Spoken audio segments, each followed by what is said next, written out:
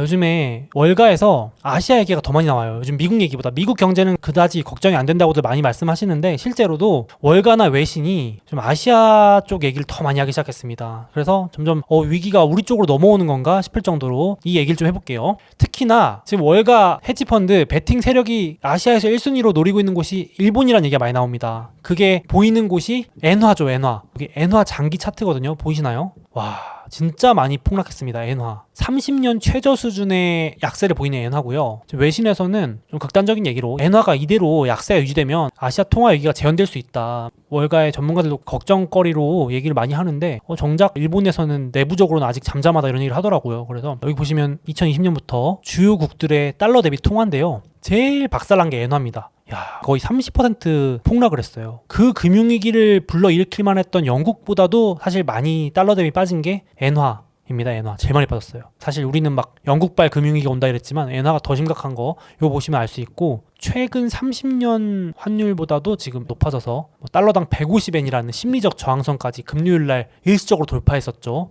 그래서 이제 정부가 개입했을 거라는 추측이 나오고 있는데, 이게 뭐 환율이 30%가 올해만 급등을 했다고 하니 이게 통화로서 무슨 비트코인도 아니고요. 그래서 좀 걱정들이 많이 되고 있습니다. 왜냐면 다 아시아 외환시장이 연결돼 있으니까 강 건너 불구경할 게 아니죠. 일본이 흔들리면은 한국, 중국도 다 영향을 받는 거니까 지금 일단 정부가 2번 개입을 한 걸로 추측이 됩니다. 한 달 전에 9월 22일 날 일본 중앙은행 및 정부가 24년 만에 개입을 합니다. 개입을 했다는 말은 갖고 있던 달러 팔고 엔화를 매수하는 거죠. 엔화 방어를 하는 겁니다. 그때가 140엔, 145엔 이때 이랬는데요. 금요일 날 150엔을 넘어갑니다. 급등합니다. 그러니까 또 외환시장이 요동을 치니까 아직 기사가 공식적으로 나오진 않았는데 아마도 개입을 했다는 추측이 유력합니다. 그러니까 이제 딱 한 달 만에 다시 개입한 걸로 추정이 되면서 엔화가 살짝 안정이 되고 있는데, 역시 시장에서는 이거 가지고는 끄떡도 없다. 이 정도 개입해서는 택도 없다. 환투기 세력들도 진입을 하는 거죠. 그래서 지금 일본의 재무상도 외환시장 계속 모니터링하고 있다. 단호하게 대처하겠다고 했는데, 사실 이게 계속 이어지면 이게 말 그대로 또 극단적으로 말하면 외환위기니까 유익 있게 봐야겠죠. 어디서 또 불똥이 튈지 모르니까. 아니 근데 엔화 약세가 뭐 그렇게 문제냐, 일본만 문제 아니냐 하실 수 있는데, 신기하게도 엔화가 이렇게 약세를 보일 때 주로 유동성 경색, 돈줄이 말라서 발생하는 위기들이 나왔다는 겁니다. 이 리포트에도 보시면 엔화 가치가 떨어지고 엔화 환율이 급등했을 때 아시아 외환위기가 왔었고 선행지표 역할을 했다고 해요. 그리고 2015-16년에 중국발 신용위기 때도 엔화가 이렇게 먼저 약세를 보이면서 환율 급등 왔었고, 지금도 보시면 각도가 예사롭지 않습니다. 그래서 또 뭐 오는 거 아니야? 라는 우려가 커지고 있어서 엔화 시장이 주목을 받고 있는 상황입니다. 저도 좀 유의있게 지켜보고 있어요. 장난 아니더라고요, 정말. 엔화 빠지는 속도가. 아니 근데 엔화 왜 이렇게 빠지냐 하실 수 있는데, 역시 금리 차이죠. 금리 차이. 여러분들 이거 보이시나요? 제가 그래프 만들어 왔는데 미국의 기준금리가 3.25거든요 지금 4.5 간다고 난리잖아요. 여기 일본의 기준금리입니다. 보이시나요? 제가 잘못 혹시 입력하면 안 되니까 몇 번을 체크했는데요. 일본 기준금리가 지금도 마이너스 0.1이네요. 10년 넘게 초저금리 유지 중인데, 우리나라도 지금 금리 3%인데 한미 금리차 역전이라 그래서 금리 역전되면 돈이 빠져나간다, 외화 유출된다, 환율 급등한다 이런 우려가 이 정도만 차이 나도 난리인데, 돈은 더 금리가 높은 곳을 찾아 움직이니까요. 한국에서 돈 맡겨봤자 이자 3%인데 미국에 이자 맡기면 3.25 준대. 그럼 다 빠져나갈 거 아니에요. 근데 지금 일본은 마이너스 0.1 유지하고 심지어 내년까지도 마이너스 0.1에서 안 올린대요. 내년 상반기까지 최소한. 그래서 지금 금융 완화 기조를 지속하겠다 입장을 계속 표명 중입니다. 나는 끄떡없어 하면서. 그래서 시장이 요 차이를 가지고 이제 노리는 거죠. 이거 일본 이제 문제 생기는 거 아니야? 환투기하러 가자 이러면서 막 투자하러 가는 거죠. 근데 일본도 이유가 있죠. 2가지 정도 이유가 있는데, 일단 일본 입장에선 지금 금리를 올리기에는 빚이 너무 많습니다. 부채. 여기 보시면요. 요 그래프가 각국의 중앙은행이 얼마나 많은 부채, 채권을 쥐고 있냐인데, 여기 보시면 다른 나라보다 일본이 압도적으로 많은 거 보이시죠? 그러니까 일본이 장기 저금리를 유지하기 위해서 채권을 막 계속 수십 년간, 30년 잃어버렸다고 그러잖아요. 찍어내가지고 계속해서 사들이니까 그게 다 빚이죠. 빚, 채무. 그러니까 말 그대로 우리 대출 연끌했다고 보시면 돼요. 대출이 엄청나게 많으니까 금리를 조금만 올려도 마이너스 0.1인데 말 그대로 1, 2%만 올려도 대출 이자가 눈덩이처럼 불어난다고 합니다. 진짜 많이 가지고 있네요. 이 비중을 보니까 GDP 대비 미국도 한 20-30%인데 거의 뭐 100%. 그래서 1년에 일본의 예산의 25%를 국채 빚 갚는 데 쓴대요. 와, 대출 이자 갚는 데 쓴다는 거예요. 너무너무 빚이 많아가지고 이미 저금리 때 워낙 많이 찍어내가지고. 그래서 이거 올리기도 참 곤란하다. 이런 게 있고 표면적인 이유는 이거고, 두 번째는 일본은행 총재가 이걸 노리는 거죠. 잃어버린 30년 이번에 끝내보겠다. 무슨 말이냐면 여태까지 아무리 해도 물가가 안 올랐었는데 이번 인플레 사이클 때 한번 이 장기 저물가 흐름을 끊어보겠다 이거죠. 그래서 어차피 내년에 다시 물가 진정되면 또 내려갈 테니까 이참에 한번 돈 계속 풀어가지고 우리 엔저 유지해서 일본의 관광도 많이 놀러오게 하고 우리 기업들 수출 경쟁력도 더 강화하게 하자. 엔화가 싸면 상대적으로 더 수출 경쟁력이 있으니까요. 예를 들어 자동차를 팔더라도 엔화가 싸면 일본 자동차를 살 수도 있고 한국 자동차랑 미국 자동차에 비해서 뭐 이런 식으로 경쟁력이 있으니까 이렇게 한다고 아예 입장을 밝혔습니다.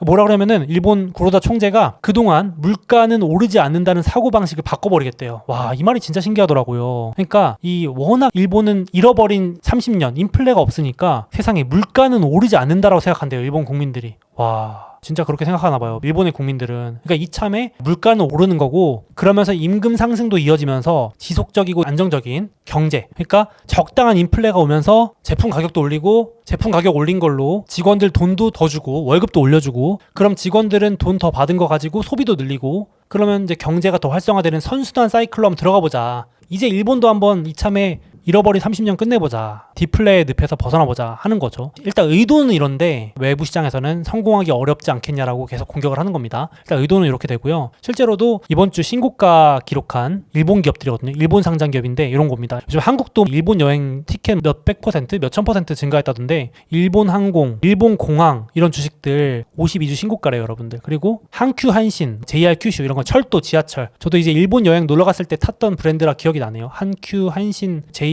큐슈선 이런 기업들이 신고가 달리고 있습니다. 52주. 이런 효과를 노린다는 건데 근데 쉽지 않다는 거죠. 실제로 여기도 보시면 40년 전통의 백엔 스시가 사라졌대요. 그러니까 물가가 오르니까. 야, 반대로 말하면 40년 동안 백엔 스시였다는 거예요. 스시 한 접시에 1,000원이었던 거. 이제 도저히 유지할 수가 없어서 디플레 나라에 인플레가 왔다는 거죠. 근데 저는 그래서 그러면 인플레가 심한가 보다 봤더니 고작 30년 만에 최고치라는 게 3%래요. 3%. 일본 진짜 물가가 안 올랐군요. 그래서 일본 여행 가시는 분들이 진짜 물가 싸다고 하는 것도 제가 봤는데 올해 초까지만 해도 물가 상승률이 0%였대요. 미국은 작년부터 8% 막 이러고 유럽은 10% 하는데 세상에 일본은 0%. 올해 그렇게 올라도 3%. 야, 도대체 무슨 일이 있었던 걸까요? 물가가 3%. 와, 그러니까 이제 몇십 년 만에 처음으로 막 맥주 가격도 인상한다는 문구가 붙고 식품 회사들이 이제 드디어 올리기 시작하는 거죠. 무려 2만 개 이상의 품목에 물가가 오르기 시작했대요. 제품 가격이.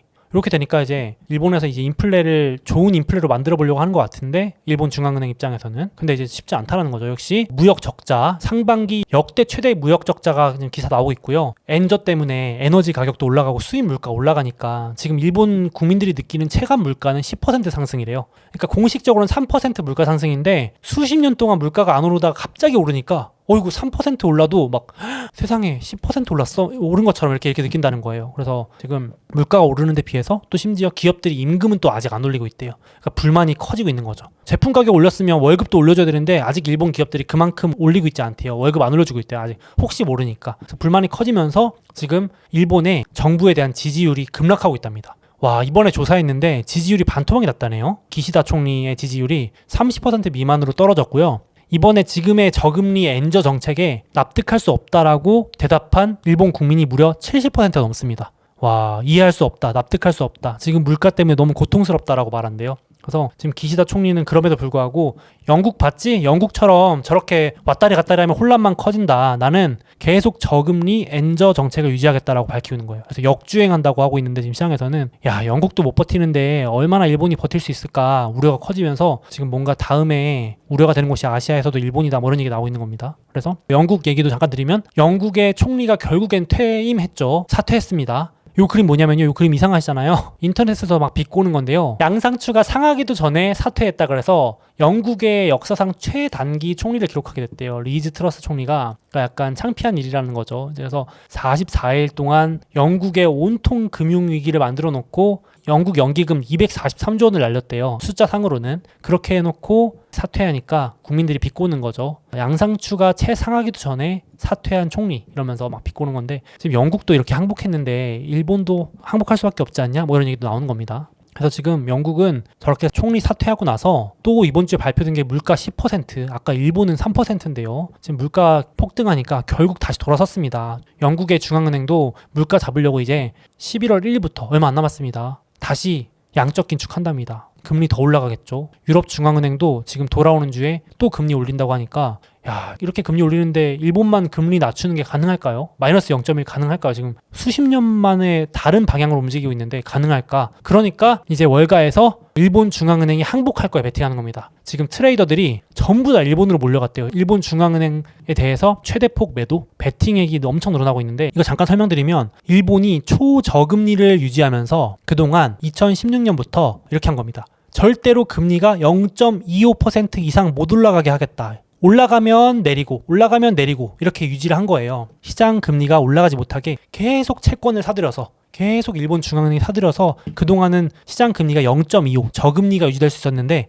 지금 시장이 그거 아랑곳하지 않고 절대 이번엔 못 지킨다. 항복할 거다라면서 지금 금리가 급등하고 있습니다. 시장에서 베팅하는 금리는 8년 최고치. 그러니까 결국 일본조차도 저금리를 포기하고 금리 올리기 시작할 거다에 베팅을 하고 있는 상황이에요. 처음이래요. 이게 이렇게 있는 게. 8년 최고치. 그래서 이렇게 지금 일본이 좀 금융시장 혼란이 있을 것 같아서 지켜봐야 될 것 같고요. 지금 그래서 제가 처음에도 말씀드렸지만 일본이 저렇게 흔들리면은 우리나라도 안전하다고 보기 참 힘들지 않을까. 일본이 경제 규모가 우리나라보다 크잖아요. 그래서 여기 나와 있습니다. 일본 엔화는 세계에서 세 번째로 거래량이 많은 통화인데 다른 아시아 통화에도 영향을 크게 미치죠. 특히 우리나라 원화는 일본도 일본이고 중국 위안화에 함께 움직이는 경향을 보이기 때문에 사실 뭐 정확히는 일본보다는 중국에 더 영향을 많이 받긴 하는데 이런 식으로 아시아에서 외화 유출이 일어나면 한국 환율이라고 또 안전하겠냐. 그래서 예의주시해야 된다. 이런 얘기입니다. 그래서 이것도 한번 보시면 될 것 같고 지금 신용 위험도 혹시 문제가 생길지도 모른다는 위험도가 중국이 제일 높아지고 있고요. 아시아에서는 한국도 낮은 편은 아닙니다. 영국보다도 한국이 지금 더 위험도가 높습니다. 참 슬픈 얘기지만요. 그렇게 한국도 문제가 있을 수 있다는 걸 외국에서는 그렇게 보고 있고요. 미국이랑 비교해 본다면 여기 미국인데요. 미국보다 한국이 훨씬 높습니다. 뭐 당연한 얘기겠죠. 미국이 지구상에서 지금 제일 위험도가 낮은 편이니까요. 그래서 미국은 아직 코로나 전까지 위험도가 올라가지 않은 반면 한국은 코로나보다도 지금 위험도를 높게 보고 있다. 이렇게 보시면 될 것 같아요. 그래서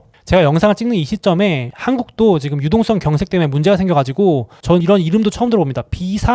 비상거시경제금융회의라는 걸 열었어요. 그래서 한 자리에 다 모였습니다. 우리나라 경제부 총리, 한국은행 총재, 금융위원장, 금감원장님 다 모이셔가지고 지금 비상대책 발표하는 겁니다. 와, 50조 원 플러스 알파. 엄청나게 돈을 뿌리겠다는 건데 이러면 또 환율이 올라갈 수 있어요. 결국은 남의 나라 얘기가 아니죠. 그래서 지금 기껏 금리 인상하면서 외화 유출, 자본 빠져나가는 거 막고 있는데 뭐 이런 식으로 지금 우리나라 유동성 경색, 금리가 올라가면서 일어나는 여러 문제들 있잖아요. 어디가 뭐 빚을 못 갚겠다 선언을 하고 증권사가 뭐 위험한 거 아니냐 뭐 각종 루머들이 막 커지고 오죽하면 금융당국에서 루머 퍼뜨리지 말라는 공문까지 내더라고요. 기사까지. 지금 워낙 그런 무서운 얘기들이 흉흉한 얘기들이 도니까 찌라시가 많이 돌잖아요. 그래서 이런 사실 확인 안 되는 얘기들도 돌고 무역 악화 이런 건 팩트니까 올해 잘못하면 사상 최대 적자도 가능하다는 얘기도 나오고 하니까 이런 얘기들 때문에라도 올해 말 내년 조금 유동성 경색 신용위기 이런 것들이 조금 우려될 수 있다. 꼭 한국 문제가 아니더라도요. 그래서 아시아 같은 데서 조금 문제가 될 수 있다. 이렇게 보고 있는 얘기라서 소개해드렸고요. 이런 리포트는 사실 참고만 하시면 될 것 같은데 이게 환율이에요. 근데 지금 1430원이잖아요. 원달러, 달러원 환율이. 그런데 1430원은 아직 시작도 안 했다는 리포트인데 무슨 말이냐면 지금까지 오른 건 강달러에 연동된 수준이고 만약에 최악의 혹시나 아시아에서 뭔가 문제가 발생하면 이렇게 더 튄다는 거죠. IMF 때라든지 금융위기 때라든지 지금은 아직 발생 안 했지만 뭔가 문제가 터지면 한국이나 아시아 내부적인 문제가 터지면 추가 상승이 가능해서 이제 워스트 시나리오로는 1,500원 넘어갈 수 있다. 1,600원 갈 수 있다라고 예상하고 있네요. 물론 뭐 이런 거 어떻게 전망하겠습니까만은 이런 얘기고 베이스도 한 1,400원 지금 정도에서 뭐 정말 높아지면 1,500원 초에서 마무리될 수 있다. 문제가 안 생기면 이 정도 고점 거의 다 왔다고 문제가 생기면 더 오를 수 있다 뭐 이런 얘기를 하는 겁니다. 그래서 뭐 이런 전망은 다 맞추기 어려우니까요. 이런 얘기도 있다 정도로 보시면 될 것 같습니다. 그래서 지금 외신들이나 월가에서도 아시아 얘기도 많이 나오셔서 잠깐 한중일 정리해봤습니다. 잠깐 제 책과 해외 주식 수수료 할인을 받을 수 있는 이벤트를 진행하고 있으니 주목해주세요. 이베스트증권 계좌 개설하실 때 이벤트 코드에 소우몽 입력해주시고 해외 주식 딱 100만원 이상 거래해주시는 모든 분들께 제 책을 증정해드립니다. 자, 꿀팁입니다. 50만원어치 주식을 샀다가 50만원어치를 팔면 바로 100만원 거래 금액이 채워지겠죠? 이건 우리끼리만 아는 비밀로 하시죠. 또 수수료 할인 이벤트도 진행하고 있으니 별도로 신청하시면 0.07%로 우대받으실 수 있습니다. 당연히 실시간 시세도 무료로 제공됩니다. 이미 타사에서 해외 주식을 하고 계신 분들도 있으시죠? 그 해외 주식을 이베스트 증권으로 옮기시면 현금을 드리는 이벤트도 진행하고 있다고 합니다. 아직 미국 주식을 시작하지 않으셨거나 추가로 계좌 개설하실 분들은 이런 혜택 누리시면서 투자하시면 더욱 좋을 것 같습니다.